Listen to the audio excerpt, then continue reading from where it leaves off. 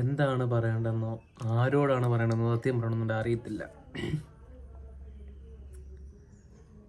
നമ്മുടെ നാട്ടിൽ കുറേ തന്തയ്ക്ക് പിറക്കാത്ത പെണ്ണുങ്ങളെ കൊണ്ടുള്ള ഞാൻ 2 ദിവസം മുന്നേ പോസ്റ്റ് ചെയ്ത വീഡിയോ ആണ് ഷെഡ്യൂൾ ചെയ്ത് അപ്ലോഡ് ചെയ്ത് ഇന്നലെ മാത്രമേ ഉള്ളൂ.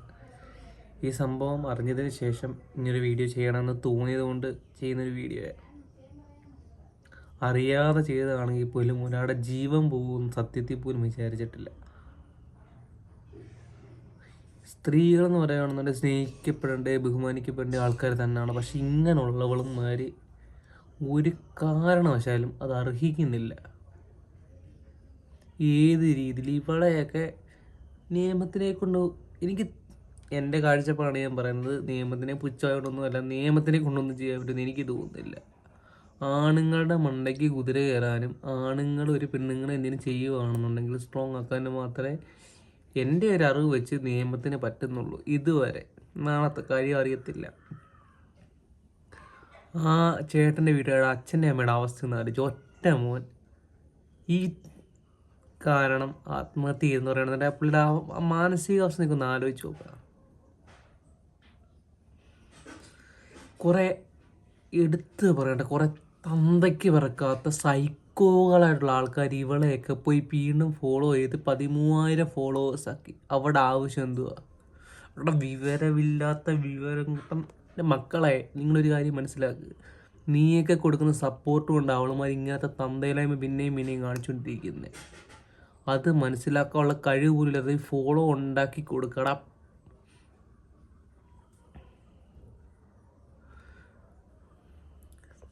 എത്ര പറഞ്ഞാലും ആരോട് പറഞ്ഞാലും എല്ലാവർക്കും വേണ്ടത് റീച്ച് തന്നെ. പക്ഷെ എന്നും പറഞ്ഞ് ഒരാളെ ചോര കുടിച്ചുകൊണ്ടുള്ള റീച്ച് മോനെ നിൻ്റെയൊക്കെ അസ്തമയത്തിനാണ്. അത്രേ എനിക്ക് പറയാനുള്ളൂ. കാരണം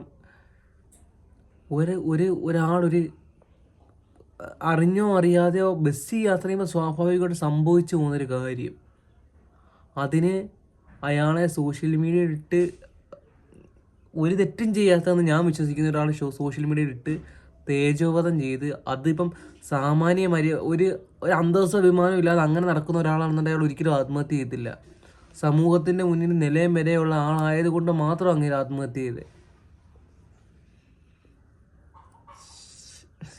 എന്തോ പറയണം. ഇവളെ ഉണ്ടല്ലോ, സത്യം പറയാം, മനസ്സറിഞ്ഞ് പറയും, ഇവളെയൊക്കെ ആ രീതി കുറേ പാർട്ടിക്കാർ, ഇവൾ കോൺഗ്രസിൻ്റെ പണ്ടത്തെ സ്ഥാനാർത്ഥിക്ക് കോൺഗ്രസ് എന്ന പാർട്ടിയോട് എല്ലാ പാർട്ടിയോടും എനിക്കൊരു ബഹുമാനമുണ്ട്. ഇവളെ എങ്ങനെ രക്ഷിക്കാൻ കോൺഗ്രസ് പാർട്ടിക്കാരെങ്ങനെ എന്തെങ്കിലും ചെയ്തെന്ന് എനിക്ക് ഫീൽ ചെയ്താൽ ലൈഫിൽ ഒരിക്കലും ഞാൻ കോൺഗ്രസ് പാർട്ടിക്ക് ഇനി വോട്ട് ചെയ്യത്തില്ല. എല്ലാ പാർട്ടിക്കാർക്കും കൊടുക്കും, കോൺഗ്രസിനും കമ്മ്യൂണിസ്റ്റിനും BJPക്കും എല്ലാ പാർട്ടിക്കും ഞാൻ വോട്ട് ചെയ്തിട്ടുണ്ട്. കാരണം ഞാൻ വ്യക്തികളെ നോക്കുന്നത്, പാർട്ടിയെ അല്ല നോക്കുന്നത്. പക്ഷേ ഇവളെങ്ങാണം രക്ഷപ്പെട്ട് പാർട്ടിക്കാരുടെ ഇൻഫ്ലുവൻസ് ഉണ്ടെന്ന് ഏതിലൊരു ന്യൂസ് ചാനലെങ്കിലും വന്നു കഴിഞ്ഞാൽ ഞാൻ എൻ്റെ വ്യക്തിയുള്ള കാര്യം പറയുന്നത്, കോൺഗ്രസ് പാർട്ടിക്ക് വോട്ട് കൊടുക്കുന്ന പരിപാടിയെ നിർത്തും. അതിന് എൻ്റെ സ്വന്തം അച്ഛൻ കോൺഗ്രസ് പാർട്ടിക്ക് ഇന്നയാളും ഞാൻ വോട്ട് കൊടുക്കത്തില്ല. അതിലും വരുന്നൊന്നും പറയാനില്ലല്ലോ. ഇവളെ മാക്സിമം അനുഭവിപ്പിക്കുക. ഇവളെ നിയമത്തിൻ്റെ മുന്നിൽ എൻ്റെ പൊന്ന് നിയമമേ ഒരു 10 വർഷം ഒരു ജീവപര്യന്തമെങ്കിലുമൊക്കെ മിനിമം കൊടുക്കണം. ആ ചേട്ടൻ്റെ ജീവൻ പോയ കാര്യമാണ്. പറ്റുമോയെന്നറിയത്തില്ല. നിയമങ്ങൾ മാറണം സാറേ. നാട്ടുകാർ പറയാനുള്ള കാര്യം പറയാം. നിങ്ങളുടെ ഫ്രസ്ട്രേഷൻ അങ്ങ് ഞാൻ കുറേ അടുത്ത് പോയി പച്ചത്തെറിക്കാൻ തന്നെ ചെയ്യും. സത്യമായിട്ട് ഞാൻ പറയാം. മനസ്സിന് അപ്പോഴേ എനിക്ക് കുറച്ചൊരു ആശ്വാസം കിട്ടി. ഇവളെയൊക്കെ ഉണ്ടല്ലോ, ഇവളെയൊക്കെ കീറണം, ഇവളെയൊക്കെ വലിച്ച് അവളെ